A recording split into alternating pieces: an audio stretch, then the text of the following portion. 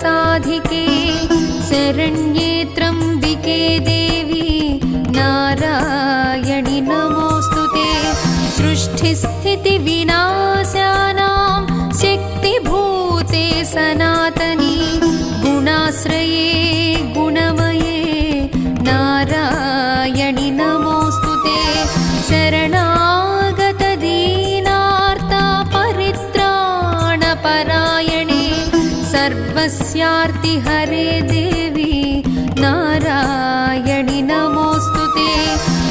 हंसयुक्तविमानस्थे ब्रह्माणि रूपधारिणि कौशाम्भक्षरिके देवी नारायणि नमोऽस्तुते। त्रिशूलचन्द्राहिधरे महावृषभवाहिनी माहेश्वरि स्वरूपेण नारायणि नमोऽस्तुते। मयूरकुक्कुटवृते महाशक्तिधरे नघे कौमारी रूपसंस्थाने नारायणि नमोऽस्तुते। शङ्खचक्रगदास